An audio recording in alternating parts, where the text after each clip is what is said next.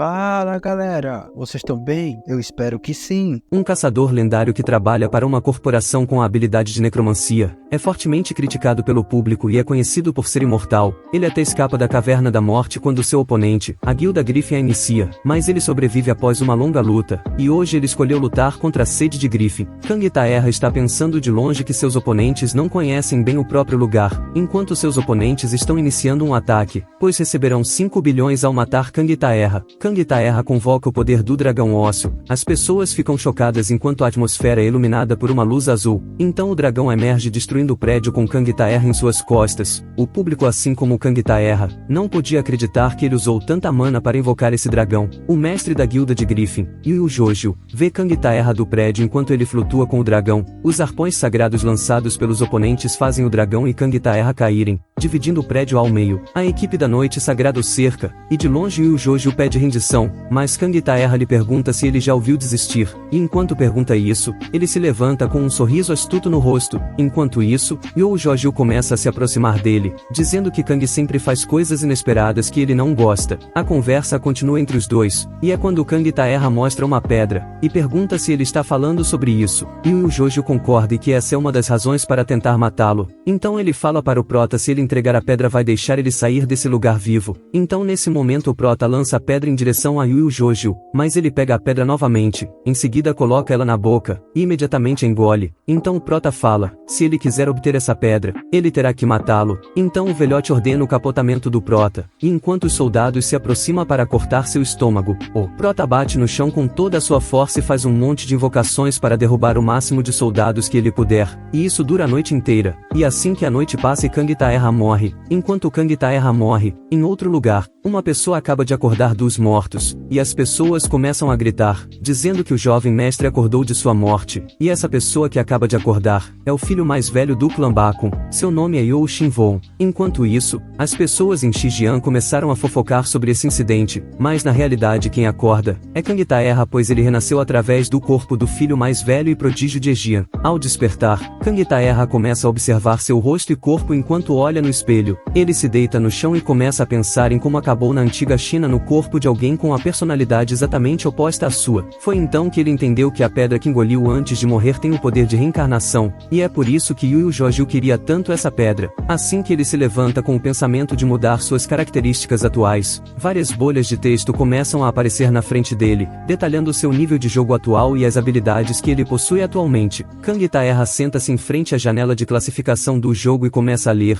o que o faz perceber que ainda pode trabalhar lentamente em seu poder com as habilidades disponíveis. Ele continua pensando em suas vidas anteriores e atuais, e decide se estabelecer neste mundo como Shinvon. Nesse momento, o meio-irmão do Prota, Yu Jin-sang, entra no quarto. Mesmo quando o criado pede para ele não fazer isso, ele atinge o criado ao tentar impedi-lo de entrar, fazendo-o cair no chão. Dessa forma, o Prota fica bravo com a ação de Yu Jin-sang e verifica se o criado está bem. Yu Jin-sang não gosta do comportamento do Prota em relação ao criado. Ele ajuda o criado a se levantar e pergunta sobre Yu Jin-sang. Ao perguntar, ele descobre que é seu meio-irmão. Yu Jin-sang faz algumas perguntas, mas o Prota não responde. Então ele tenta descobrir o motivo. Nesse meio tempo, o líder da facção Nuvens Vermelhas, Kukvon-san, se junta a eles e zomba do Prota, momento em que ele se refere a Yu Jin-sang como senhor. O criado protesta ao ouvir isso, já que a posição de senhor pertence ao Prota, não a Yu Jin-sang. No entanto, tanto Yu Jin-sang quanto Kukvon-san continuam zombando do Prota, e o criado e o Prota continuam os encarando à medida que eles se aproximam das portas. Kukvon e Yu Jin-sang continuam falando sobre encontrar líderes de facções e sobre sua preparação. Sua conversa deixa o Prota cada vez mais irritado, então ele acaba atacando a cabeça de Yu Jin-sang. Tanto Kak quanto Sang não conseguem acreditar que o Prota é capaz de fazer algo assim, já que ele nunca aprendeu artes marciais, e movido pela raiva Yu Jin-sang tenta atingir o Prota, mas esse velho lida com a situação de maneira bastante inteligente, então ele resolve sair desse local. Na partida deles, conversando com seu criado, o Prota começa a avaliar os incidentes que acabaram de acontecer, então nesse momento o Prota começa a se sentir mal,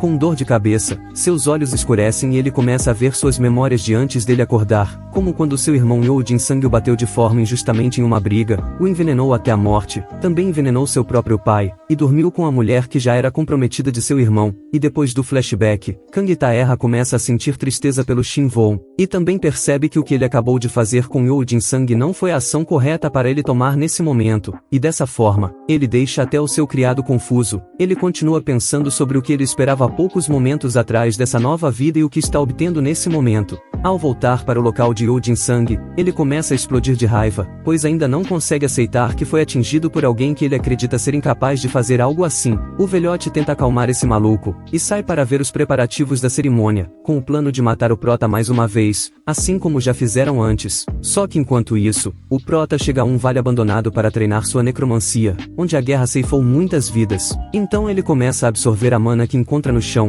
e dessa forma, muitas de suas habilidades são ativadas. No início, ele não consegue acreditar nesse resultado, pois ao usar suas habilidades apenas uma vez, ele está sendo recompensado com tantos recursos. Então ele lê cuidadosamente as habilidades que foram desbloqueadas e percebe que pode obter novas habilidades ao satisfazer certas condições. Então ele inicia o processo, o que lhe causa uma grande quantidade de dor no seu corpo, mas finalmente ele adquire o coração da Mana Yin. Devido aos movimentos da Mana Yin dentro de seu corpo, ele não consegue se mover muito, então ele resolve descansar. O Prota sempre transforma seu coração em uma biblioteca de mana por várias razões válidas, ao contrário de outros necromantes que usam o seu cérebro, e de fato, o Prota nunca teve que enfrentar efeitos colaterais com esse processo. Com esse novo poder, ele convoca um esqueleto e pensa em usá-lo como um batedor. O Prota brinca um pouco com ele, mas ele é destruído com poucos movimentos, então o Prota percebe que a quantidade de mana é menor neste mundo do que no seu mundo anterior. Dessa forma ele inicia novamente o processo de extração da mana negativa. Alguns dias depois, o Prota percebe que aumentam a segurança ao redor da sua casa para que ele não possa sair, então o Prota pensa de forma mais inteligente e decide voltar para o seu quarto pela janela, e depois de lutar muito, finalmente consegue entrar no quarto. No momento em que ele entra, o Prota vê uma pessoa em seu quarto que entrou sem permissão. Dessa forma seu círculo de mana é ativado e ele avança na direção do suspeito. Assim que agarra o estranho, descobre que é seu criado Wang, e após interrogá-lo sobre o que está fazendo ali, o Prota descobre que ele está ali apenas para ajudá-lo, pois já está ciente de que o Prota sai todas as noites. Depois disso, eles prosseguem juntos, pois Wang-san pede para segui-lo. Wang-san leva o Prota por um caminho escondido e pede para que ele continue sozinho para onde está indo, assegurando-lhe que acredita que ele está fazendo tudo isso por boas razões. Enquanto prossegue, o Prota começa a se perguntar o quão corajoso Wang-san é por ajudá-lo, conhecendo as consequências, mas ele não consegue confiar nele completamente. Ele lança o encanto de classificação em Wang-san para conhecer a verdade por trás de sua ajuda e gentileza para com ele, ao contrário dos outros. Ao fazer isso, ele descobre que, quando estava vivo, costumava tratar Wang como um irmão mais novo, o que é porque ele é grato a ele, exceto pelo fato de que o Prota foi rude com ele uma vez quando a mãe do Prota morreu, mas ele ainda estava esperando que um dia ele retornasse dos mortos e fosse gentil novamente com ele. Ouvindo isso, o Prota desativa o encanto e se despede de Wang-san. Quando o Prota chega na montanha, ele inicia o ritual do coração da Mana Yin. Assim que chega ao vale e descobre que está funcionando, ele pensa que agora pode combinar seu circuito de mana com seu coração, mas logo percebe que, ao fazer isso, seu circuito de mana explodirá, mas após muita dificuldade, ele passa do nível 1 para o nível 10, dessa forma ele monitora profundamente suas habilidades atuais e o status de seus poderes, então percebe que seu poder de necromancia aumentou, e agora está com novas habilidades. Então nesse momento, ele nota uma grande diferença entre espíritos de nível branco e azul, e dessa forma ele os compara com Yoo Jin-sang e Kakshu-sang. Ele avalia cuidadosamente os espíritos e decide usar o tranquilo como substituto para o Yin Mana, já que percebe que ele permite que ele absorva facilmente, então ele tenta combiná-lo com a Mana Yin, mas falha novamente e decide criar outra biblioteca de mana para armazená-lo. No entanto, isso colocará seu corpo sob muita pressão. Com vários pensamentos negativos, ele olha para o céu e grita para que funcione, e realmente funciona. Bolhas de texto aparecem novamente, dizendo que ele teve sucesso em absorver o poder misterioso dos mortos. Ele lê a característica desbloqueada cuidadosamente e se deita, e fica pensando em o que é nuvens flutuantes. Só que nesse momento, outra janela aparece explicando o que é a arte das nuvens flutuantes, e depois de saber sobre isso, ele pensa em experimentá-la nesse local mesmo, mas logo se contém. Ele convoca o guerreiro esqueleto mais uma vez para entender seus poderes atuais e seus usos. Ele descobre como seu Yin Mana e Chi se combinaram e como ele agora está mais poderoso. Novamente convoca outro esqueleto e desta vez surge um mais poderoso do que o anterior.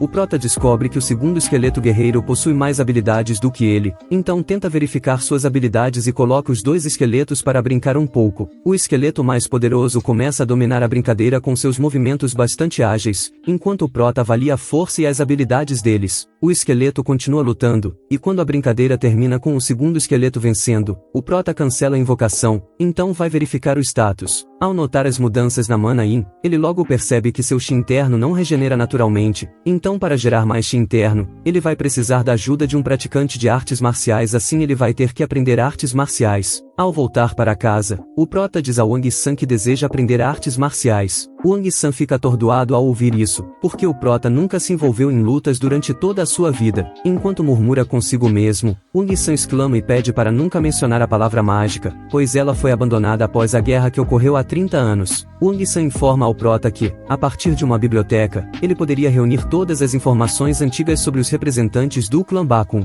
Enquanto prosseguem, Wang San avisa que ele não tem permissão para entrar na biblioteca. O prota responde com uma resposta reconfortante e começa a ir à biblioteca sozinho. Foi quando ele descobriu que o Sr. William, o fundador do clã Bakun há 200 anos, é o mais forte de todos eles. Ao ouvir isso, o prota sai. Enquanto ia para a biblioteca, ele se pergunta se o esqueleto que ele havia convocado antes era de William. Enquanto isso, ouviu algumas pessoas falando às suas costas sobre a vida passada do prota. Isso faz perceber que sua audição melhorou. A biblioteca é fortemente guardada. O guarda fica ciente quando vê o prota se aproximando. Para chamar a atenção de Yu Jin-sang, eles começam a zombar do prota ao saberem que ele veio para ler livros aqui. Devido ao comportamento irracional deles, o prota fica irritado e tenta entrar na biblioteca, mas o guarda o impede de entrar, e o prota olha nos olhos dele, o que faz o guarda ficar tão assustado, que faz o maluco se mijar todinho, e dessa forma ele perde a consciência, e precisa ser carregado. Enquanto isso, outros guardas estão se perguntando como o prota se tornou tão habilidoso no clã Bakun. Na Torre Nuvem Vermelha do clã Bakun, o líder da facção Nuvem Vermelha, Kuk Von-san, se aproxima do local de reuniões secreto, onde o vice-líder da Nuvem Vermelha, Red Yun, o recebe. O líder da facção se dirige ao vice-líder da Nuvem Vermelha sem usar seu nome completo. Ele imediatamente é repreendido. Então o líder pede para Red Yun corrigir esse hábito antigo. Então eles começam a discutir a visita do prota à biblioteca. Através dessa conversa, é revelado que eles estão usando Yu Jin-sang para seu benefício próprio, e mencionam como ensinaram mal as artes marciais, mas quando chegar a hora, eles o eliminarão, mas primeiro eles precisam se livrar do prota. Enquanto o líder da facção está saindo, ele ordena que Red Yun elimine o prota ainda hoje. Então Red Yun mostra a ele que a preparação já está pronta, e eles partem conjurando o céu vermelho. Enquanto isso, o prota ainda está na biblioteca, tentando aprender artes marciais lendo livros, enquanto os guardas do lado de fora da porta da biblioteca fofocam sobre o que ele deve estar fazendo lá dentro, já que não há mais livros originais de artes marciais na biblioteca, e então o prota começa a sorrir deles, pois é capaz de ouvir tudo o que estão dizendo, e eles nem sequer sabem que ele não está lendo o livro como um ser humano comum faria. O prota tem pesquisado esses livros com seus poderes por 8 horas, e finalmente encontra o nível superior de artes marciais disponível no momento. Assim que está prestes a pressionar o botão sim para aprender a arte marcial que acabou de encontrar, ele ouve um barulho, então ele vai dar uma olhada, e vê uma menina pequena juntando livros danificados para transferi-los para outro lugar. Então ele pede para a garota que leve ele até esse local. A menina o leva até lá, e enquanto vê reclamar para si mesmo enquanto passa por aqueles livros, ela acha que o prota é realmente estranho. Depois de um tempo, o prota pede para ela escolher o melhor livro de acordo com o conhecimento dela. Se isso for útil para ele, o prota falava que vai comprar lanches para ela. A menina realmente escolhe o mais útil para o prota,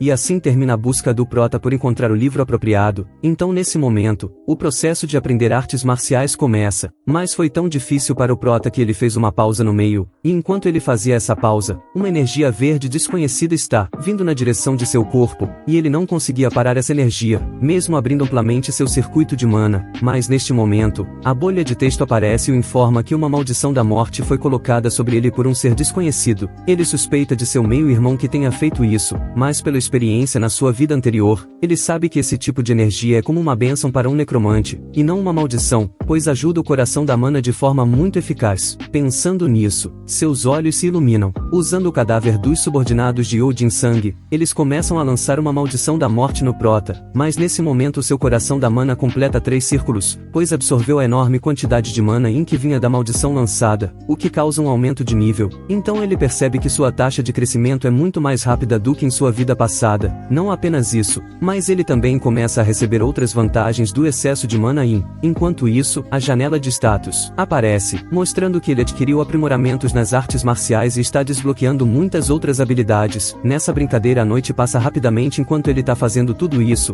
Ainda assim o prota não se sente cansado. Então nesse momento o Wang-san vem verificar como ele está e o informa que alguém veio encontrá-lo. O prota descobre que é sua noiva que veio vê-lo. Na frente do portão da facção Nuvem Branca, quando a família G1 chega na facção Nuvem Branca, deixam o guarda surpreso. A deslumbrante senhora G1 Miho desce da carroça. G1 Miho deixa todas as pessoas ao seu redor cegadas por sua beleza, fazendo um homem ficar tão vulnerável que acidentalmente joga lama em suas roupas. Surpreendentemente, G1 Miho ajuda o homem a se levantar. Agora as pessoas ao seu redor estão elogiando sua educação juntamente com sua beleza. Porém, no fundo, G1 Miho está irritada com o incidente. No prédio Nuvem Azul, Yoo Jin-sang está sentado com Kakushu-sang, pensando em conseguir o trono de seu pai. O líder da facção Nuvem Branca, Do Jin-oo, também está presente. Então nesse momento, a líder da facção Nuvem Clara, no Daeon, ele chega com seu filho, e culpando-o pelo atraso. O menino protesta e cumprimenta o líder e os mestres, mas Yoo Jin-sang leva isso para o lado pessoal, já que o menino cumprimenta Do Jin-oo antes dele, mas Do Jin-oo é alguém que não pode ser trocado por nada, pensa Yoo Jin-sang,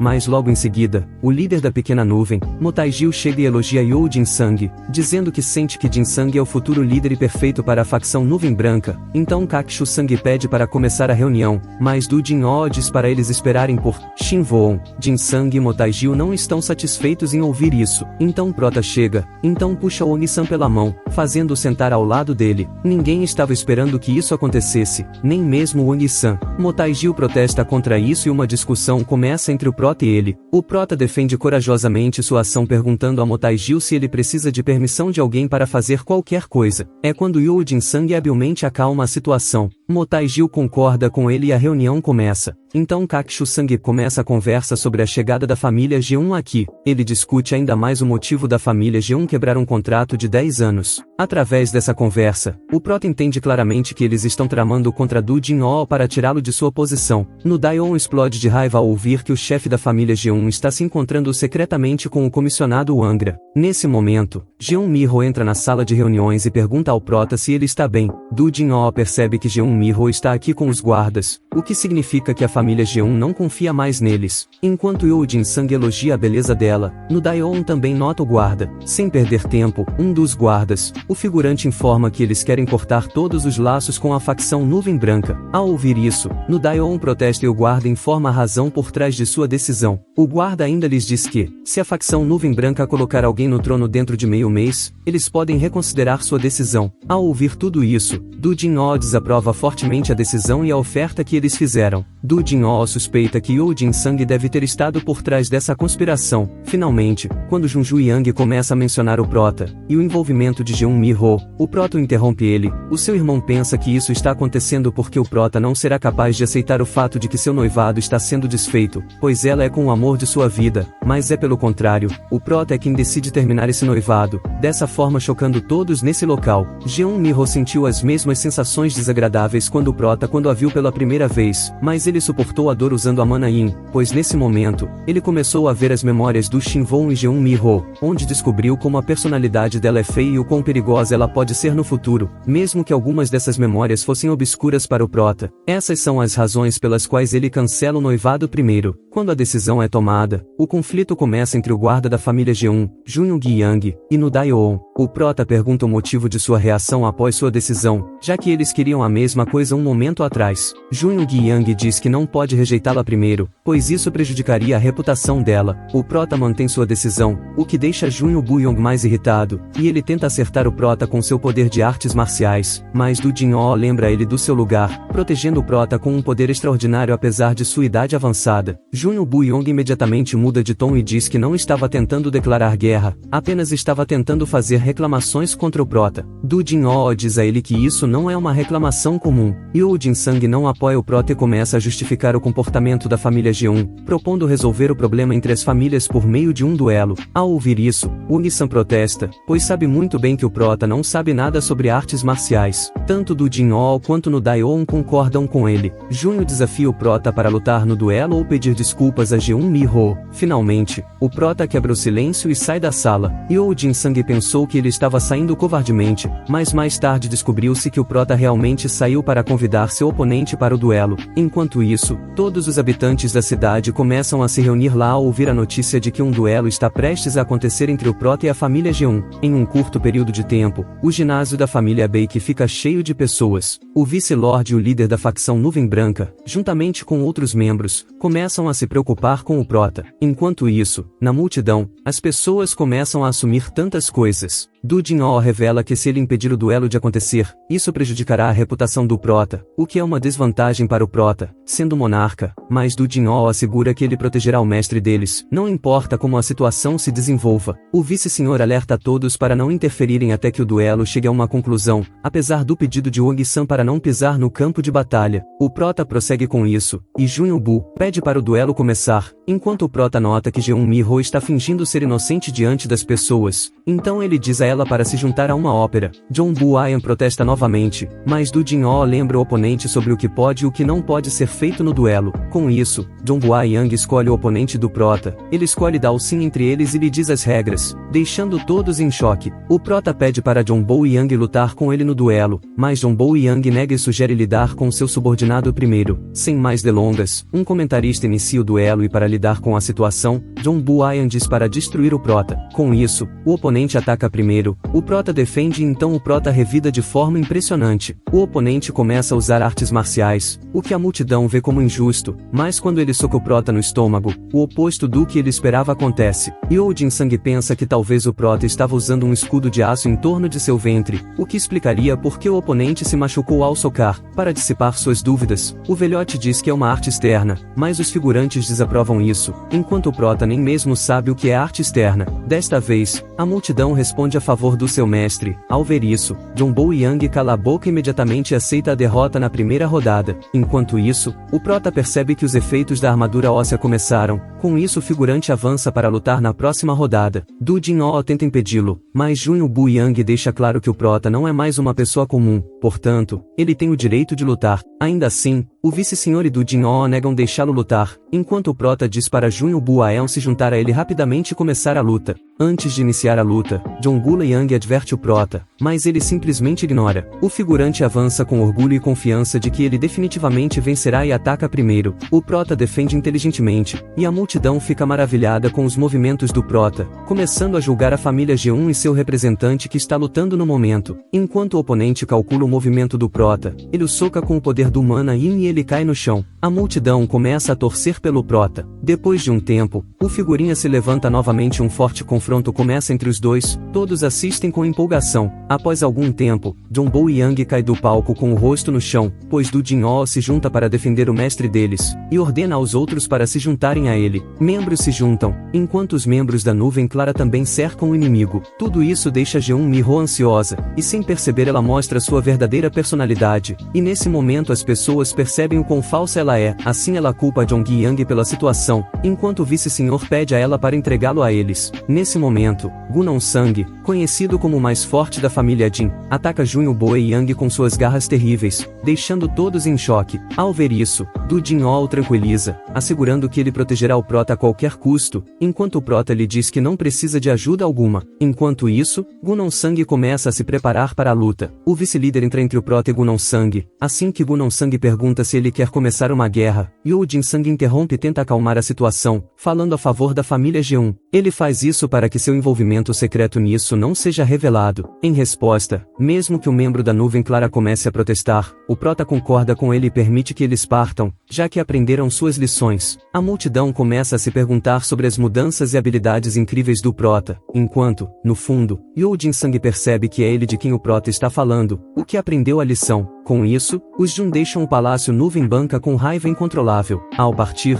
o Prota sussurra algo a uma certa distância. Dois grupos se encontram, onde discutem o que deu errado no plano para matar o Prota. Os membros do grupo dos Gemas se desculpam pelo incidente de hoje e, junto com Yo Jin-sang, eles fazem outro plano para matar o Prota em 7 dias. Yo Jin-sang os ajudará a entrar. Enquanto eles planejam, uma sombra começa a se mover ao seu redor. Enquanto isso, o Prota ouve o que as pessoas ao seu redor estão dizendo sobre ele. Nesse momento, Wang-san chega para informá-lo de que os líderes da nuvem querem vê-lo. Conversando com Wang-san, o Prota percebe que o deixou realmente preocupado ao lutar no duelo. O Prota tenta tranquilizá-lo, se desculpa por causar preocupação e o deixa saber que ele não é um servo dele, mas um aliado confiável. Com um rosto feliz, Wang-san se afasta, e nesse momento descobrimos que aquela sombra que estava se movendo entre os grupos inimigos foi na verdade lançada pelo Prota, para ele saber o que seu inimigo estava planejando contra ele. As sombras revelam a verdade, o que deixa o Prota com raiva de seu irmão. Dessa forma ele sente muita vontade de matar o Calanguinho, mas então decide esperar para conhecer a força de seu inimigo primeiro e só depois ele vai agir.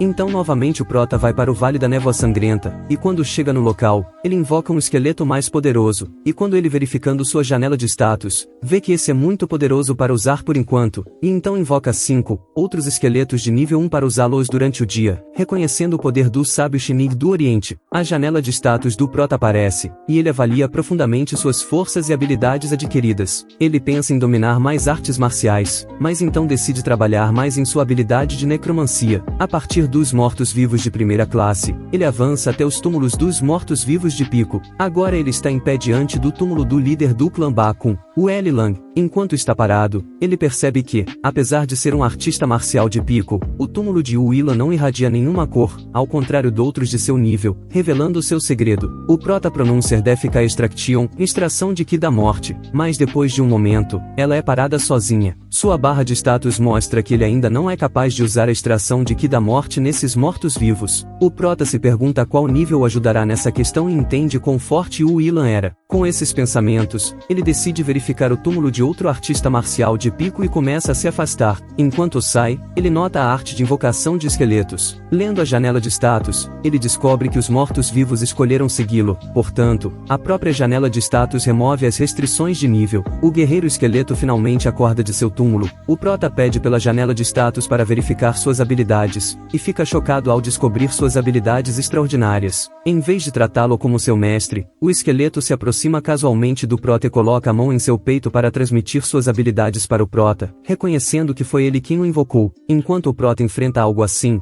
grupos de assassinos se aproximam da facção Nuvem Banca para matá-lo. Quando eles tentam descansar um pouco, Jeon-mi renega e diz para eles correrem mais rápido, pois ela está ansiosa para se vingar do Prota. Um dos soldados se pergunta sobre a habilidade dela de dar kart, e eles discutem se Yo Jin-sang os trará após sua chegada, mas o soldado a tranquiliza dizendo que nada disso acontecerá. Eles decidem retomar a movimentação, e uma lança de osso perfura um de seus soldados. Muitos soldados são atravessados pelas lanças de ossos, enquanto um deles diz para cobrir seu chi com suas espadas para se protegerem. Então eles seguem a ordem para se protegerem, e já manda o atacante se revelar logo. O Prota chega e diz a eles que sabe tudo sobre seus planos. Todos começam a calcular o que está acontecendo, e ficam se perguntando como o Prota sabe sobre o plano deles. Então ele até diz que reconhece quem eles são, mesmo com as máscaras. Ao ouvir isso, Gunansang nega o plano de assassinato, assim ele tenta ser esperto para eles não serem pegos, mas o Prota não parece acreditar em suas mentiras, por isso Jeon-mi acha que Yo Jin-sang os traiu. Então um deles se oferece para matar o Prota ali mesmo, mas ao avaliarem a situação, eles pensam em maneiras de evitar fazer isso. No entanto, eles percebem que não conseguem sentir mais ninguém perto do Prota, o que significa que ele está sozinho ali, portanto será mais fácil matá-lo. Então Gunansang e todos os outros correm em direção dele para matá-lo, mas nesse momento o Prota joga mais lanças de osso para assustá-los um pouco, só que ele decide não usar mais essa habilidade, pois ela consome uma enorme quantidade de mana. Então todos começam a se perguntar como ele adquiriu artes marciais de Pico nessa idade. Enquanto isso,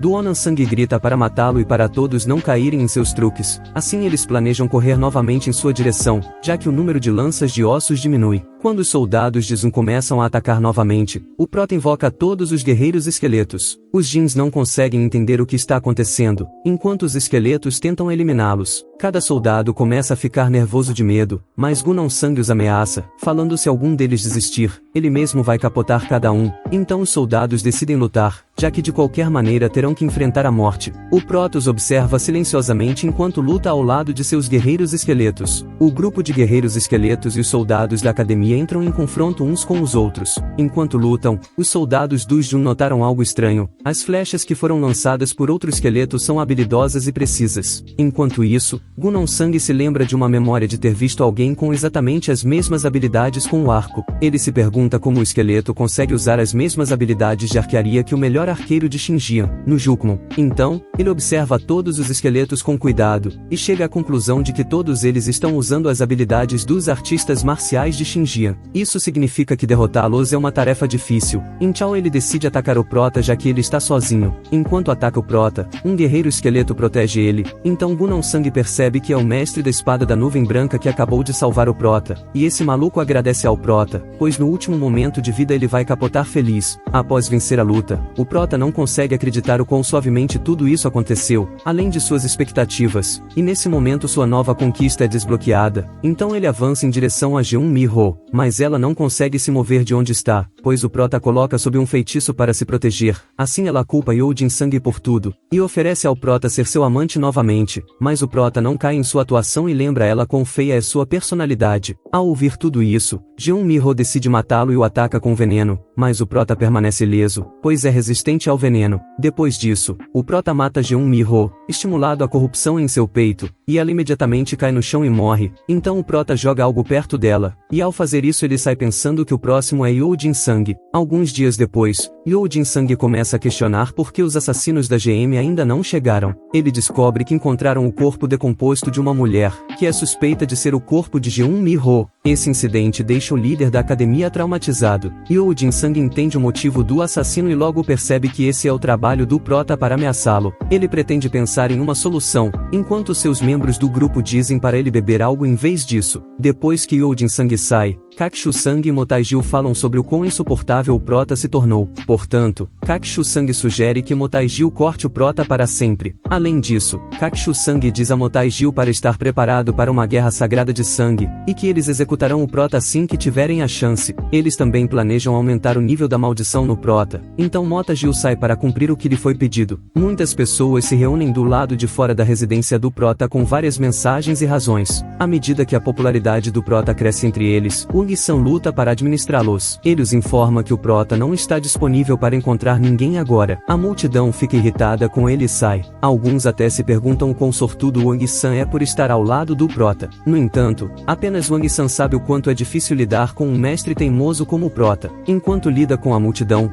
Wang-san finge que seu mestre, o Prota, está em seu quarto, mas não pode encontrar ninguém no momento. A verdade é que o Prota realmente ordenou a Wang-san que fingisse que ele está em seu quarto, mas ele não está. Ele foi embora por alguns dias e ninguém deve saber disso. Como servo responsável e confiável, Wang-san está cumprindo seu dever mesmo com tantas dificuldades. Por outro lado, enquanto o Prota está longe de sua casa, ele novamente percebe que a maldição da morte foi lançada sobre ele mais uma vez. Como suas ações irritaram Yo Jin-sang e seus apoiadores, ele vê isso como outra oportunidade para aumentar suas habilidades, já que a maldição da morte carrega uma grande quantidade de energia Yin. Quando ele começa a absorver o Mana Yin, suas habilidades, talentos e capacidades crescem conforme o esperado. Para testar suas habilidades recentes, ele invoca um esqueleto assassino. Esse esqueleto é estranho por natureza. O Prota se pergunta que tipo de esqueleto é esse e então descobre que ele é na verdade o esqueleto de Gu Nansang. O Prota ordena a ele que transmita suas habilidades marciais. A barra de status aparece e revela que adquirir qualquer coisa de tais mortos-vivos requer algo, que é que a pessoa que quer adquirir algo dele. No caso do Prota, o desejo de Gu Nansang é que o Prota tenha que sacrificar um de seus braços. Sabendo disso, ele cancela a invocação do esqueleto de Gu Nansang para mostrar onde ele pertence e invoca outros esqueletos para aprender suas artes marciais. No entanto, o mesmo acontece com esses esqueletos, já que o Prota precisa cumprir suas missões para aprender suas artes marciais. Ele também cancela a invocação deles e começa a sentir gratidão por Yu Ilan, já que ele lhe transferiu suas artes marciais sem pedir nada em troca. Portanto, ele se recusa a cumprir as missões dos esqueletos. O Prota cai no chão, sentindo-se mal. No momento em que que Yu Ilan aparece, o Prota o tranquiliza, dizendo que está fazendo o melhor que pode. Ele se levanta e começa a aprender como usar as 12 espadas do trovão que Yu Ilan lhe transferiu anteriormente. Enquanto golpeia com a espada do trovão, ele percebe a diferença entre as artes marciais de Yu Ilan e Gunnan Sang,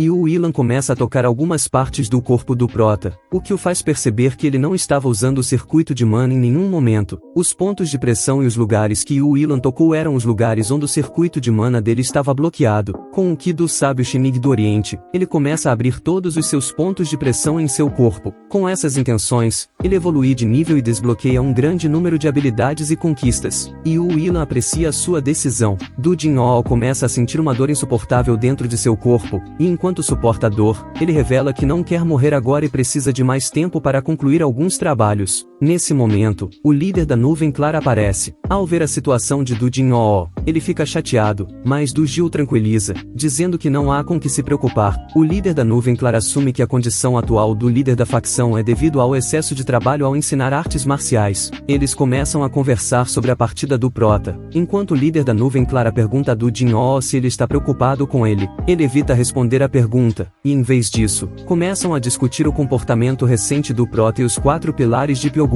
Enquanto discutem esses assuntos, o Prota aparece, deixando ambos surpresos. Eles dizem ao Prota que se ele tivesse os informado antes que estava vindo, eles teriam providenciado alguns refrescos para ele. Em resposta, o Prota diz que precisa perder peso, então não precisa comer doces como refresco. O senhor pergunta a ele onde ele esteve o tempo todo. Ele ignora a pergunta e diz ao líder do Ba que não continue o que está fazendo, pois isso pode matá-los. O líder da nuvem clara reage ao ouvir isso, pois não consegue acreditar que o Prota sabe sobre a verdadeira condição do líder. O Prota ainda acrescenta que o líder do Ba tem muita sorte, porque se o Prota não tivesse chegado hoje, poderia ter sido o último dia dele. Com isso, o Prota diz a ele para parar de se preocupar e cuidar de si mesmo. O Prota começa a curar Du Jinhao com seus feitiços. Vendo isso, o Lorde da Nuvem Clara começa a sentir ansiedade, medo e confusão. O Prota relembra como na batalha com os guardas da GM, Du Jinhao convocou tanta energia, apesar do fato de seu corpo idoso não poder suportar isso, e ele poderia ter morrido. Pensando nisso, ele se sente grato a Du Jinhao e Wang San, pois ambos se colocaram em perigo para salvar o Prota com tudo o que tinham.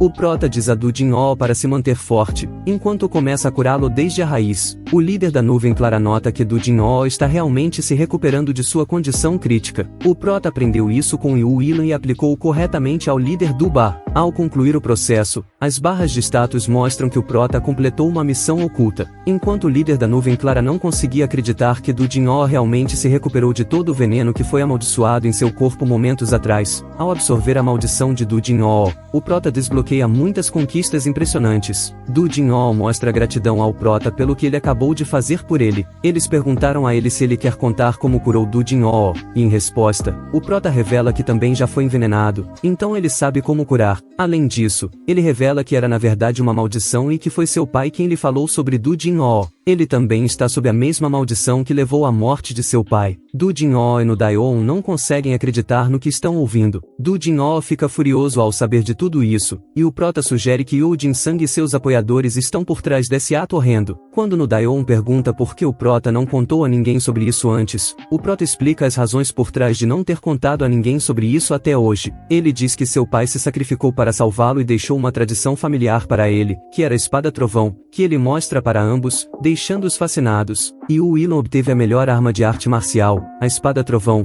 mas surpreendentemente ele não a entregou para nenhum de seus familiares. Todos, incluindo sua família, imploraram para ele deixar suas artes marciais para a próxima geração, mas ele não mudou sua decisão. Naquela época, ninguém entendia o motivo. Ao invés disso, especularam muitas teorias por conta própria. No entanto, agora se revela que Yu Ilan secretamente a deixou para seu filho mais velho, o Prota. Ao segurar a espada em sua mão, Kang Taerra jura se vingar por Yu Ilan e seu filho o Prota. Ao ouvir sobre o sofrimento dos seus mestres, Jin Hui nenhum dia é capaz de conter suas lágrimas antes de contar a eles o plano de seu pai. O Prota dá a eles uma ideia do poder que ele está adquirindo atualmente e continua explicando como está usando Yin Mine e a arte do sábio brilhante oriental para aumentar seus poderes. Enquanto vê e ouve sobre o poder do Prota, Du Jinhao lembra que viu a mesma aplicação e habilidades 30 anos atrás, e o usuário desse poder era o espadachim Murindan Shangan. Depois de contar tudo a eles, o Prota os convida a se juntar a ele em sua busca por vingança por seu pai. Jin Hui e no Daeon juram estar com ele em tudo até o fim.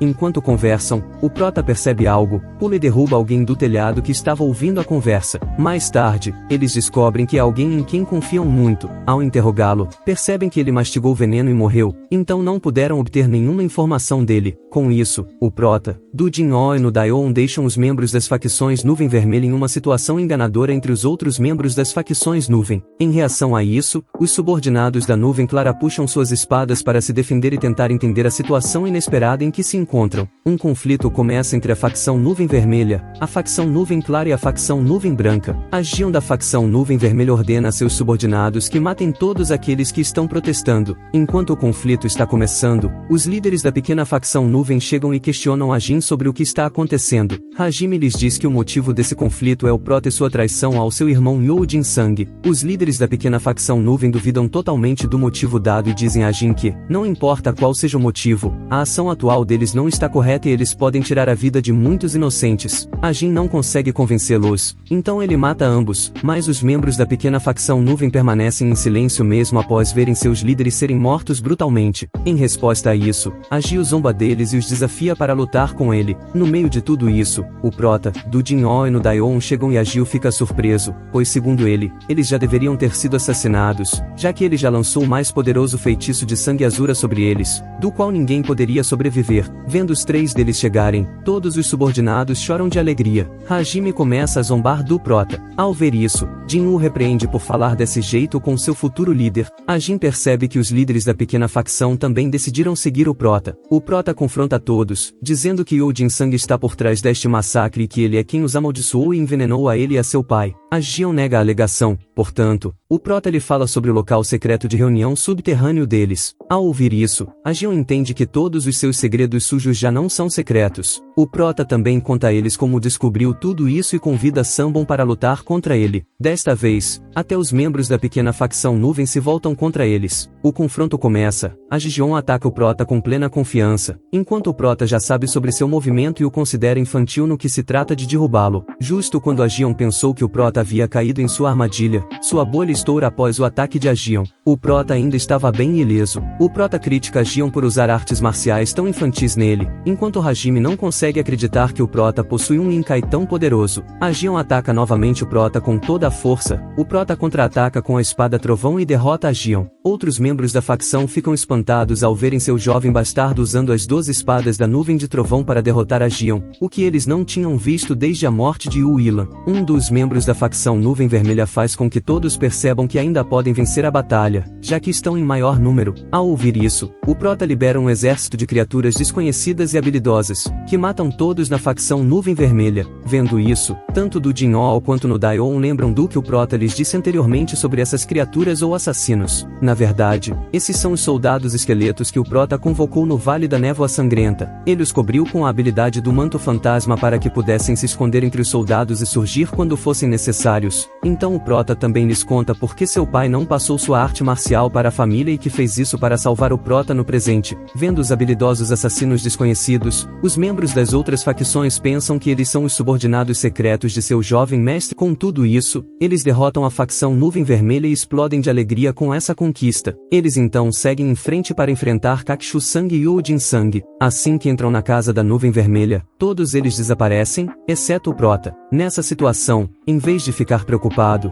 o Prota decide lançar a necromancia, já que ninguém está lá para testemunhar, e ele sozinho se move para a casa da Nuvem Vermelha. Dentro da casa da Nuvem Vermelha, Kakushu-Sang sofre de frustração e tenta apontar como, um por um, todos os seus planos estão falhando, e no final ele se culpa porque acredita que é sua culpa por não ter levado o Prota a sério desde o início. Portanto, tudo isso aconteceu. Ele também se preocupa com o segredo sexual sendo revelado a todos antes do tempo, o que possivelmente pode ser a causa de sua morte. Enquanto Kakushu-Sang está pensando em tudo isso, o Prota chega. Ao entrar, ele vê tantos corpos, o que está além de suas expectativas. Kakushu-Sang sugere que Prota mate todos os membros restantes do clã Bakun, e em troca, ele lhe recompensará com uma posição segura na seita com fama e fortuna. Enquanto faz a oferta, ele joga uma espada na frente dele. O Prota pega a espada e ataca Kakushu-Sang com ela, justo quando o Prota tenta atacar Kakushu-Sang com sua espada trovão. Kakushu-Sang zomba disso, porque, de acordo com ele possui habilidades mais poderosas do que essa.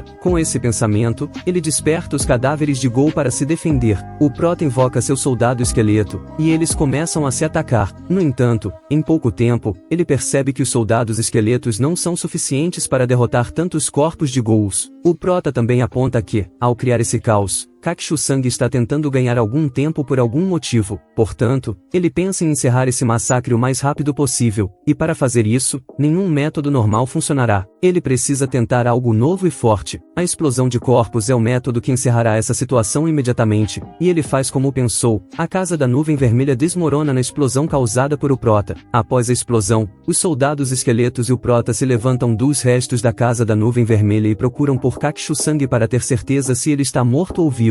Nesse momento, o prota lembra que o poder que Kakshu-Sang estava usando era o mesmo poder que algumas criaturas de sua vida anterior costumavam usar. Kakshu-Sang também se levanta um pouco mais tarde e revela que ele trabalha com a bênção de uma entidade demoníaca. Yun-Tin acha isso interessante. Vendo o prota despreocupado, Kakshu-Sang explode de raiva e decide sacrificar o prota para a entidade demoníaca. Enquanto isso, o prota continua monitorando os movimentos de Kakshu-Sang com calma e compostura, mas não consegue chegar a uma conclusão. Portanto, ele decide bater em Kakshu-Sang para encontrar a resposta. Embora no início Kakshu-Sang se sinta um pouco com medo do prota, ele depois lembra a si mesmo que tem a bênção de uma entidade demoníaca sobre ele, então o prota não pode prejudicá-lo nem um pouco com esse pensamento. Ele se aproxima para atacar o prota. O prota observa calmamente seus movimentos e invoca paredes d'ossos, que a princípio destroem um dos braços de Kakshu-Sang e depois o outro. O prota se aproxima dele e lhe diz que teria levado seus olhos também se ele estivesse parado um pouco mais para aquele lado. Kakshu-Sang não consegue acreditar que o prota seja capaz de fazer algo assim. Ao ouvir isso, o prota insulta as técnicas de Kakshu-Sang e o chama de novato. Kakshu-Sang afirma que ele está insultando a entidade demoníaca. Ele lança feitiços em suas próprias gotas de sangue e as joga em direção ao prota para sugar seu sangue, mas o prota defende seu ataque usando a barreira da alma, que é capaz de neutralizar qualquer tipo de ataque relacionado a feitiços. Ao enfrentar isso, Kakshu-Sang se pergunta se o prota atingiu um nível além de sua capacidade, já que falhou em sugar o sangue do prota. Agora ele mira em seus soldados para o mesmo propósito. Assim que o feitiço cai com sucesso sobre eles, ele pensa que, agora que ele sucumbiu a sugar o sangue deles, seu poder recuperará sua forma anterior. No entanto, mais tarde, ele percebe que eles não são afetados por seu feitiço. Ao ver isso, o prota zomba dele, dizendo que ele está procurando o sangue de um esqueleto. Os velhos soldados esqueletos correm em direção a Kakshu-Sang e o atacam até a morte. Exatamente quando Kakshu-Sang pensou em escapar, ao ver sua habilidade de pensar rapidamente e sua velocidade, o prota fica atordoado, enquanto Kakshu-Sang sofre com a dor da morte. O prota lhe diz que sabe que todo esse tempo ele está usando os poderes de um Lorde Vampiro para derrotá-lo, a partir de sua vida anterior do prota, e ele sabe que os Lordes Vampiros são o tipo de monstro que ganha força ao sugar o sangue de suas vítimas e depois as transforma em seus familiares, e eles são conhecidos por serem um dos monstros mais fortes no ranking de desastres, mas o prota tinha bastante habilidade em lidar com eles como caçador em sua vida anterior. Todas essas experiências o ajudaram a entender o poder que Kakshu-Sang estava usando. O prota continua dizendo que ninguém em sua vida passada conseguiu usar com sucesso o poder de um monstro, e aqueles que tentaram fazer isso morreram de infecções e explosões. Os danos que eles costumavam causar por meio desses processos são algo que os pobres cidadãos têm que pagar para se recuperar, e enquanto diz essas coisas, uma memória embaçada surge na mente do prota, onde alguém chamado diretor diz a um menino pequeno que basicamente era Rei Taha para correr e salvá-lo dos monstros. Além disso, o prota diz que é apenas o poder de um demônio. Ao dizer isso, ele menciona a seita do sangue, basicamente estava lhe dando informações úteis a partir das informações fornecidas por Kakshu-Sang. Então o prota descobre que há uma organização secreta que vem acumulando poder secretamente por muito tempo e que eles têm um líder a quem seguem. O prota decide investigar mais a fundo, portanto, ele pretende manter Kakshu-Sang vivo, mas primeiro destrói sua fonte de Ki para garantir. Kakshu-Sang chora de dor, mas o prota não lhe mostra empatia. Nesse momento, Yushin nota uma rachadura perto da linha da mandíbula de Kakshu-Sang e Jusa. Mais tarde, ele descobre que Kakshu-Sang na verdade estava usando uma máscara de pele todos esses anos. Ao remover a máscara de seu rosto, uma memória surge na mente do prota, uma memória do verdadeiro prota. Mostra que Kakshu-Sang trouxe o corpo do prota e realizou rituais nele para que ele reencarnasse e se tornasse o alicerce da seita do sangue. Ao ver a memória, Kang Taer entende por que ele viu o futuro de Junho Leio em sua memória naquele dia. Ele também descobre descobre que o Prota tem uma vida alternativa em que Kang Taerra não reencarnou. O Prota grita de raiva e pede a Kakshu-Sang para contar tudo sobre a seita do sangue. Nesse momento, Kakshu-Sang cai no chão, pois alguém começa a restringir sua mente em um nível alto. Então o Prota começa a se sentir ansioso, pois ainda precisa aprender muitas coisas sobre a seita do sangue com Kakshu-Sang. Finalmente, Kakshu-Sang morre, o que faz o Prota se perguntar se há alguém tão poderoso neste mundo que simplesmente matou Kakshu-Sang. Enquanto pensa sobre isso, uma barra de status aparece mostrando sua conquista atual. Com a morte de Kakshu-Sang Jusan, ele se torna mais poderoso e habilidoso à medida que sobe de nível. Além das conquistas pela barra de status, o Prota descobre que Kakshu-Sang não era humano, era um monstro, algo que o Prota não sabia até então, o que o deixa mais curioso sobre a seita do sangue. Com a morte de Kakshu-Sang, a névoa que ele espalhou sobre os membros da facção começa a se dissipar, assim como o desaparecimento deles. Du Jin-ho ordena que os membros da facção procurem por seu mestre. Eles percebem que a casa da nuvem vermelha desmoronou completamente, o que os faz se perguntar se o Prota está bem. Um deles vê o Prota à distância e, ao vê-lo vivo, todos eles gritam de alegria e correm em direção a ele. Por enquanto, o Prota decide esquecer sobre a seita do sangue e se concentrar no presente, então ele grita para os membros da facção que a batalha acabou e eles venceram. Enquanto isso, no castelo do Senhor Demônio, uma reunião está começando. O comandante Tat e o comandante Jin estão brigando entre si pelo momento da reunião, enquanto uma voz demonstra irritação ao ver apenas 6 membros na reunião. A reunião começa e eles começam a discutir seus planos e quando executá-los, além do fato de que as sementes plantadas em Jijin não existem mais. Eles também discutem sua investigação e descobertas sobre a revolta em Xinjiang. Ao ouvir sobre as imagens de danos, uma voz assegura que isso não afetará sua força principal. Ao perguntar quem está causando tudo isso, alguém menciona o nome do Prota. Além disso, eles revelam que um de seus comandantes pode ser substituído no futuro e que, não importa quais ações tomem contra o Prota, seu objetivo principal não é revelar a identidade e os segredos da seita do sangue até que chegue o momento apropriado. A reunião termina enquanto alguém jura despedaçar o Prota. Depois da vitória do Prota contra Kakshu-Sang, as pessoas começam a discutir os rumores e o que aconteceu no último dia no clã Bakun. Eles fofocam sobre o colapso da facção Nuvem Vermelha e o desaparecimento de You Jin-Sang junto com isso, e como os 3 líderes da facção, Du Jin-ho, Nudeon e Mota Gil, voltaram ao Prota na luta, o que pode alimentar a raiva de You Jin-Sang. Eles também falam sobre como o Prota trouxe a vitória usando as artes marciais de seu pai e as 12 espadas do trovão, e como Kakshu-Sang morreu. Eles até criticam e duvidam das ações do Prota durante a batalha, achando que o Prota não passa de lixo inútil, alguém que estava zombando do clã Bakun. 2 membros da facção arrastam-no para fora e o advertem por fazer o que ele estava fazendo. Ele foge com medo, e ao partir, os 2 membros da facção discutem como o clã Olin Rock e outros estão espalhando rumores sobre o clã Bakun, mas não importa o que digam, eles não podem causar nenhum dano às pessoas do clã Bakun, pois eles já sabem o quão forte é seu futuro líder. Assim, um grande futuro aguarda o clã Bakun. Enquanto isso, o Nissan começa a se preocupar com o Prota, pois ele não dormiu desde que a batalha aconteceu. No entanto, o Nissan também se sente feliz e satisfeito, pois todos aceitaram seu mestre como seu futuro líder, e o Prota se tornou o novo proprietário da residência dos líderes do clã, o que é motivo de orgulho. Usando seu poder de manipulação de memória, o Prota plantou uma trama diferente na mente de cada membro da facção sobre o confronto à facção Nuvem Vermelha, pois, segundo ele, eles atualmente são incapazes de compreender a identidade da seita do sangue, e se todos soubessem sobre ela, a seita do sangue teria acabado com todos eles, pois eles não têm falta de poder e loucura, o que ele compreendeu a partir do confronto com Kakshu-Sang. O Prota basicamente apontou para ele para salvar o clã Bakun e seus membros. Ele invoca o Sussurro das Sombras e mostra gratidão a ele, pois o ajudou a fixar todos os 200 membros do clã com uma invocação em apenas 5 dias. Isso não teria sido possível sem o Sussurro das Sombras. A Pedra de Mana do Lorde Vampiro ou a pedra que ele recebeu ao quitar a dívida de Kakshu-Sang o ajudou a obter uma quantidade massiva de mana em um tempo muito curto. O Prota pensa que se a seita do sangue é uma organização secreta, eles nunca atacarão diretamente para manter sua identidade em segredo. Até lá, ele trabalhará em si mesmo para estar preparado. Com esse pensamento, ele começa a treinar para isso. Ele diz ao seu soldado de alma esquelético para não permitir que ninguém entre em seu quarto.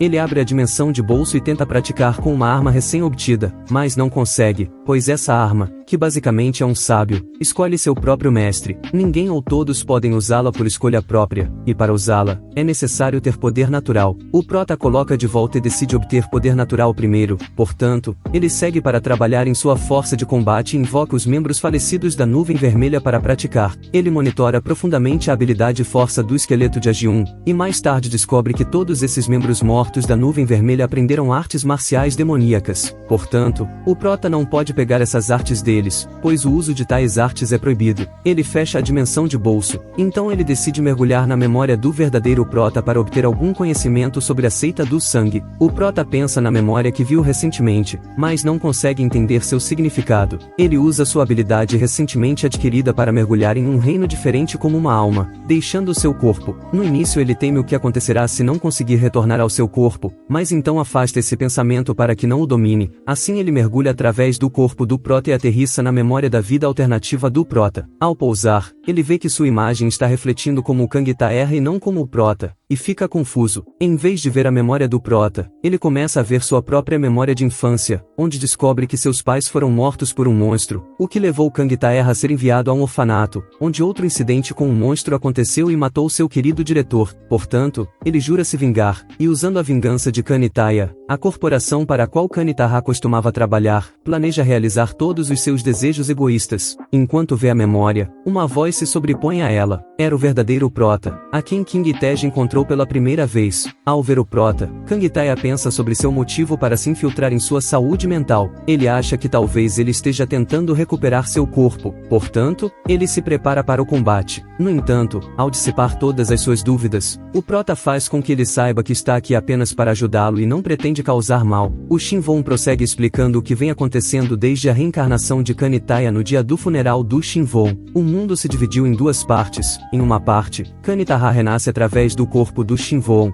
e em outra parte, algo a mais acontece. Então Kang Taerra pensa que é a pedra que causou essa divisão, e o futuro que Kang Taerra viu é o futuro de outra vida do Shinvon. Então Kang Taerra decide viajar para a memória do outro Shinvon, apesar dos avisos do Shinvon. Assim, ele aterrissa com sucesso na vida alternativa do Shinvon, mas ainda não consegue controlar seu corpo, e então o Prota reconhece o Shinvon como um Jiangxi, igual os que Kakshu Sang controlava. Kang Taerra entra no corpo do Shinvon, e ele pode sentir todas as suas emoções diretamente. Então ele adormece quando Kakshu Sang lhe ordena. Na vida do Shinvon, Kakshu Sang usa ele para matar todas as pessoas inocentes do clã Bakun contra sua vontade. Kakshu Sang fala para ele que ele tem que sofrer muito mais, e que assim ganhará mais força matando as pessoas inocentes e bebendo seu sangue. O Shinvon tenta se matar, mas seu corpo não responde de acordo com sua vontade, pois ele só ouve Kakshu Sang, portanto continua matando cada vez mais inocentes e dessa forma se torna mais forte. Nesse momento Shinvon se torna algo sem precedentes na história das artes marciais, criando um banho de sangue interminável, e dessa forma ele ficou conhecido como o demônio de sangue de olhos brancos. Com a brutalidade do Shinvon em poucos anos o clã Bakun alcança o topo como uma grande força. Kakshu Sang e outros discutem o sucesso do Shinvon,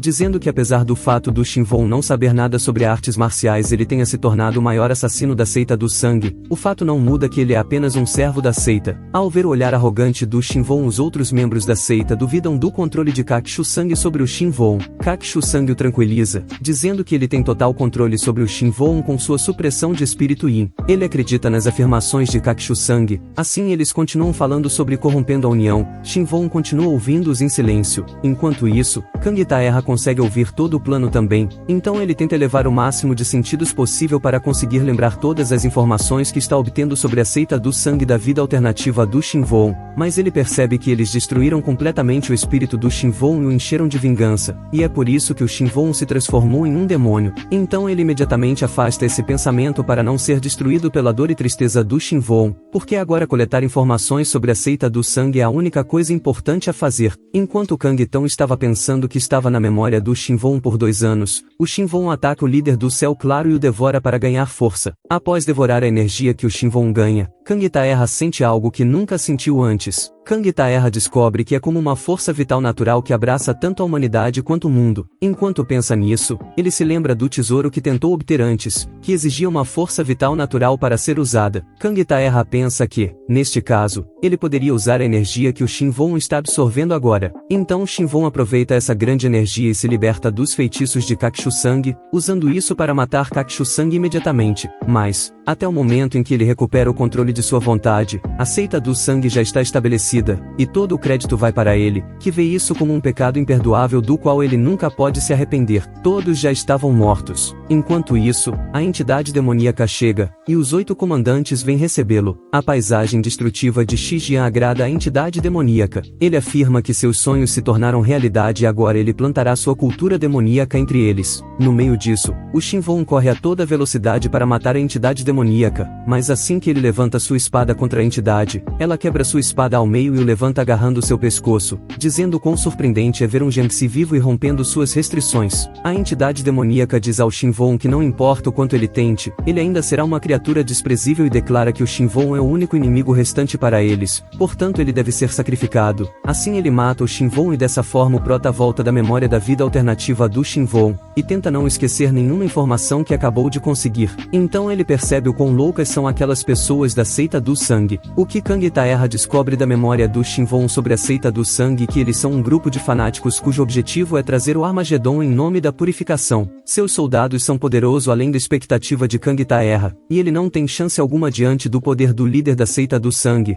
já que ele mata o Shinvon de forma tão fácil, e ele era quase tão forte quanto Kang Taerra em sua vida anterior, sem sequer usar 30% de seu poder. Kang Taerra continua avaliando quão poderoso é o líder da seita do sangue. Vendo Kang Taerra nessa situação, o Shinvon lhe diz para se render e pensar em sua própria segurança, mas Kang Taerra diz ao Shinvon que ele não é quem se renderá, mas sim o líder da seita do sangue e seus soldados que se renderão, pois Kang Taerra agora sabe o que acontecerá nos próximos 5 anos. Ele agirá de acordo com isso e se tornará capaz de derrotar a entidade demoníaca. Shinvon estava esperando essa resposta de Kang Taerra, e assim desejou sorte a ele. Então o Prota começa a sair. Ao sair, Kang Taerra foi capaz de sentir cada emoção do Shinvon, incluindo sua dor com o envenenamento de seu pai por seu irmão e sua própria incapacidade de se vingar, entre outras coisas. Então Kang Taerra fecha os olhos e assegura ao Shinvon que ele concluirá todos os seus trabalhos inacabados. Ele lhe diz para descansar em paz e acorda do seu sono. Ao abrir os olhos, uma janela de status aparece com a mensagem de desbloquear muitas outras habilidades e conquistas, mas não mostra nenhuma informação sobre a entidade demoníaca. Kang Taerra dispensa o fato dizendo que isso será resolvido assim que ele adquirir tudo sobre a seita do sangue. Ele começa a pensar em tudo o que aprendeu sobre a seita do sangue até agora, o que o faz perceber que foi uma decisão errada pensar que apagar a memória da seita do sangue e o incidente da Batalha da Nuvem Vermelha poderia salvar as pessoas do clã Bakun. Na realidade, o clã Bakun está no topo da lista da seita do sangue e eles querem eliminar todos no clã Bakun,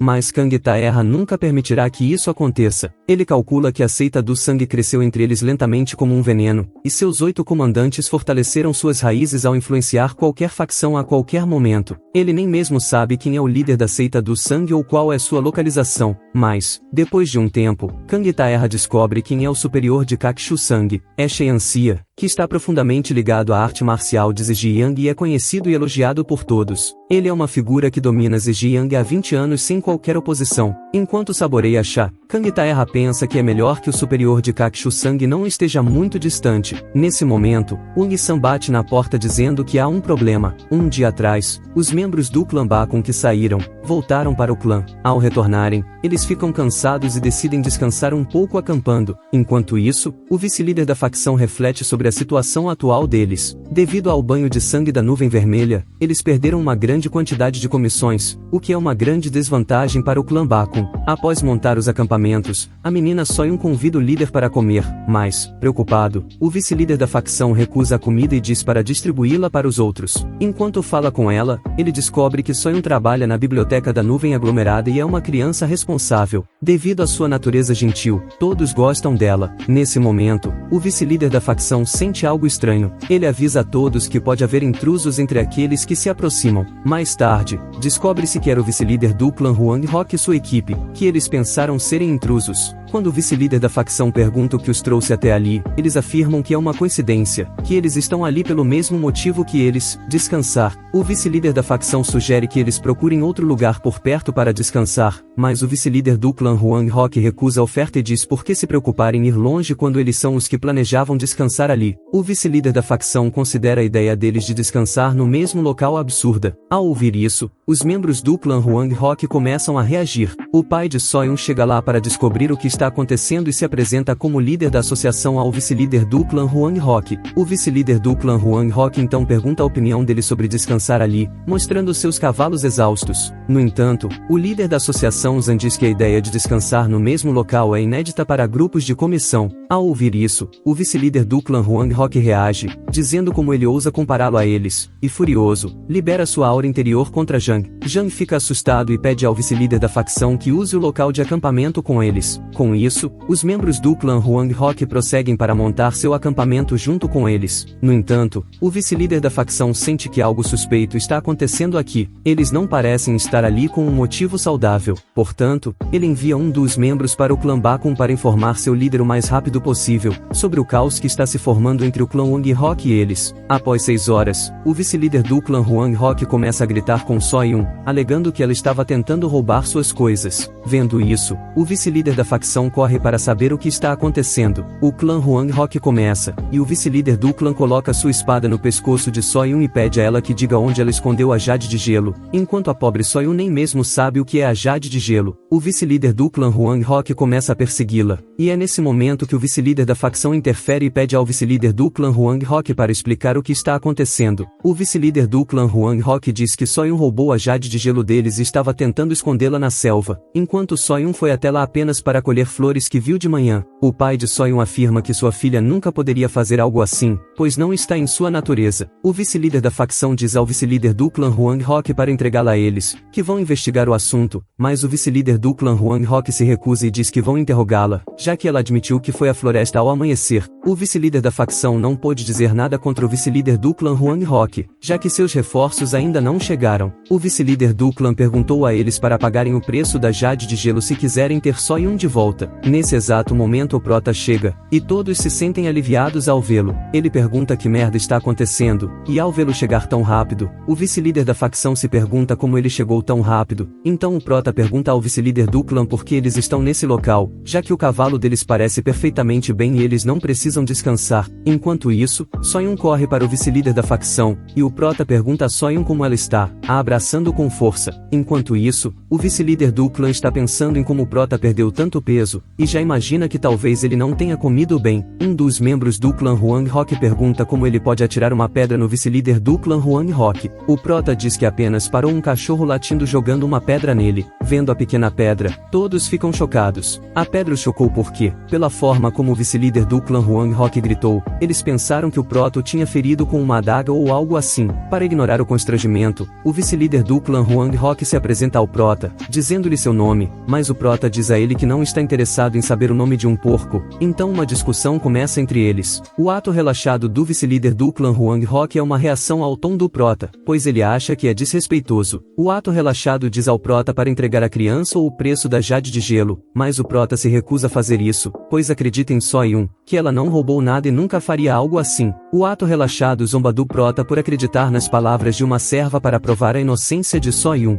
O prota diz a eles que sabe que se alguém tocar na Jade de Gelo, a Jade de Gelo deixa uma mancha invisível por um dia, que pode ser descoberta ao aplicar álcool nela, já que o álcool deixa uma marca roxa no local que a Jade de Gelo toca. Portanto, o prota pega álcool emprestado de Zandog Shu e o derrama nas mãos de Soyun, e conforme o esperado, não há marca roxa em sua mão, provando assim sua inocência. Duect Shiu se recusa a aceitar o fato, e o prota diz que se ele está tão confiante de que o prota está mentindo, ele deveria permitir que ele derrame álcool nas mãos dos membros deles, especialmente no rapaz que estava continuamente limpando as mãos. Ouvindo isso, todos do clã Bakun concordam com o prota. Nessa situação, o homem que estava limpando as mãos começa a dizer que era plano de seu líder. Nesse exato momento, Duect Shiu silencia e diz que foi um mal-entendido mútuo e sai, enquanto o prota corta sua mão como pagamento por provar a inocência de Soyun. Duect Shiu retorna ao clã deles, enquanto o líder deles grita com ele por fazer algo tão bobo, mesmo sem nenhuma ordem. Por causa de sua ação, agora toda a província de Shejian sabe sobre a Jade de Gelo. O líder do clã Huang Hok também revela que é o grupo Kowloon que está precisando desta joia. Portanto, se eles não conseguirem fornecê-la, o grupo Kowloon não os poupará. Duect Shiu diz que era o plano do diretor Yang, e depois de hesitar um pouco, o diretor Yang finalmente aceita a culpa. O líder do clã Huang Hok planeja recuperar a confiança do grupo Kowloon. O diretor Yang diz que não será uma tarefa fácil, já que eles estão errados neste assunto. O líder do clã Huang Hok ainda insiste em atacar o clã do Prota, apesar da sugestão do diretor Yang para não o fazer, mas o líder do clã Huang Hok informa a ele que não se importa com sua reputação atual. Agora, para conquistar as classificações mais altas em Jivian, eles têm que dar uma resposta ao clã Bakun, o que os ajudará a recuperar a confiança do grupo Kowloon. E o grupo Kowloon é o caminho pelo qual eles podem se classificar acima de todos os clãs em Zhejiang. Então Du Ektishil grita de raiva e jura acabar com o Prota a qualquer custo. Enquanto isso, todos explodem de raiva ao ouvir os incidentes. Du Jinhao sugere enviar imediatamente alguém para protestar, mas o Prota sugere acabar com o clã Wang Hok o mais rápido possível, já que eles já mostraram sua espada para o clã Bakun e seu líder. A partir desse momento, o Prota diz a eles para pensarem em como vão retribuir a humilhação causada pelo clã Huang Hok.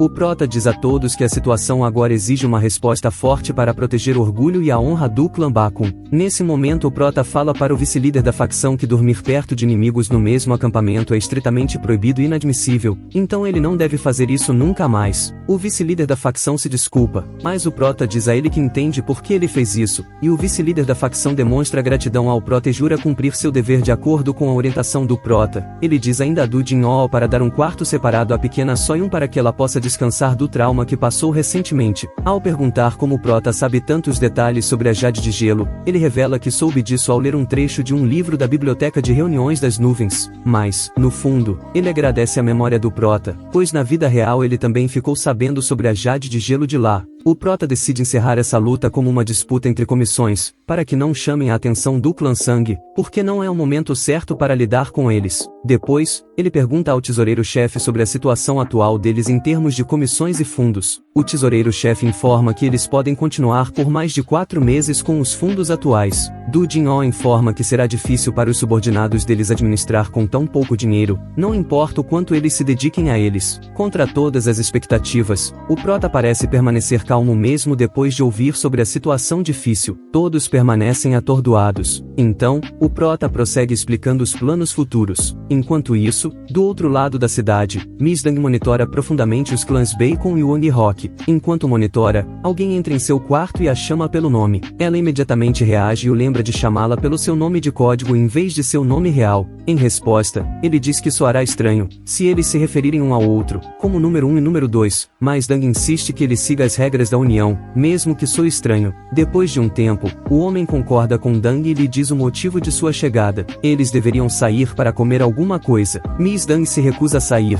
porque ela conhece os perigos que espreitam lá fora, mas o homem diz que não ter comida ao tempo pode também trazer doenças perigosas. Então depois de um tempo, Miss Dang fica convencida e segue para comer algo em vez de ficar dentro do quarto. Enquanto seguem, eles discutem um caso de desaparecimento, e sobre o envolvimento do clã Bakun nesse caso. Miss Dang diz que tem certeza de que o clã Bakun está envolvido nesse caso, e esses dois estão usando máscaras de pele para esconder suas identidades das pessoas de Zhejiang. E nesse momento eles começaram a discutir sobre o desaparecimento que começou em Hangzhou, e manteve sua continuidade por toda Zhejiang. E a número 1 fala que viu todos os tipos de dispositivos de tortura e corpos no subsolo da família G1. Nesse momento, o número 2 sugere a ela que fique de fora disso, e informe a imunização deles já que não tem nenhum benefício em descobrir a causa do desaparecimento. Então a número 1 sugere usar a família Fallen como bode expiatório, pois se esse massacre continuar mais e mais pessoas inocentes morrerão. O número 2 nos informa que alguém do clã Bakun tem se encontrado secretamente com uma mulher chamada Junho Lee Ryu, e eles podem ter um relacionamento imoral entre si. Então a número 1 acha que pode ser o Prota, mas além disso, eles não podem ignorar o fato de que, do absoluto nada, o Prota ganhou tanto poder para vencer uma batalha e derrotar a facção Nuvem Vermelha, e seu irmão Yo Jin-sang, que supostamente era o candidato mais forte do clã Bakun, e todas essas ações tomadas pelo Prota são bastante suspeitas, e para descobrir os segredos do Prota, eles decidem se disfarçar e se infiltrar no clã das comissões, mas a número 1 diz para o número 2 que eles vão se candidatar à posição de guarda do clã Bakun, e a número 1 vai se disfarçar como um homem, já que nenhuma mulher pode se candidatar à posição de guarda.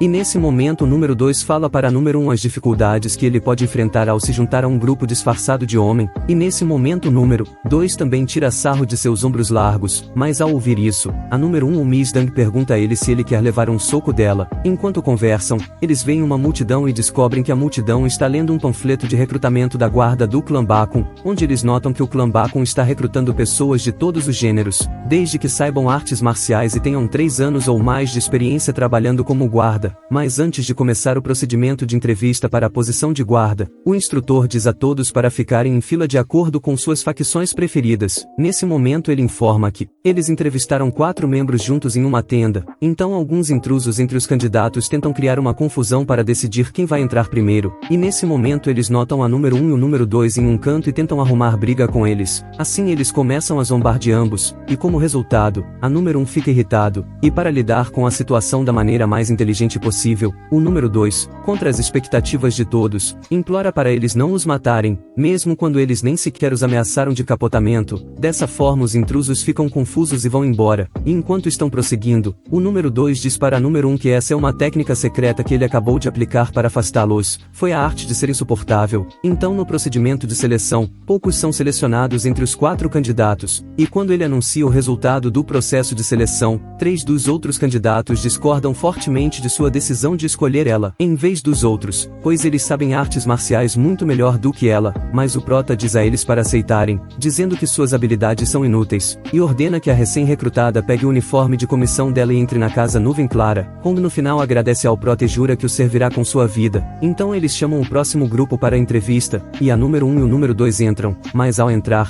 a número 1 o Misdang percebe que o prota perdeu peso e parece muito diferente do que antes. Ela fica se perguntando o que foi que aconteceu, pois não apenas ele perdeu peso, mas o que emanando dele não é de uma pessoa comum, e esse tipo de corpo não pode se obter apenas com treino, e já imagina logo que isso não vai ser uma tarefa fácil. Então o prota pergunta por que ela está nesse local. A número 1 responde que veio até esse local para agarrar a chance e se tornar um guarda, e o prota nesse momento só fica olhando para ela sem dizer nada. A jovem fica impaciente pois não acredita que ele está tratando dessa forma. Então nesse momento o do Jin-Oh pergunta qual é o nível marcial dela, e quando ela responde o do Jin-Oh fica até impressionado, mas o prota não acha isso nada demais, e fala que se mesmo ele dispensar ela pode arrumar outro clã rapidinho, e nessa hora do Jin-Oh só abre o bocão de surpresa. Então o prota pergunta o nível do número 2, e ele responde que só é de primeira classe, e com essa resposta o prota toma sua decisão. Assim ele manda todos saírem e fala que só o número 1 passou, mas a número 1 começa a ficar revoltada. O número 2 tenta intervir,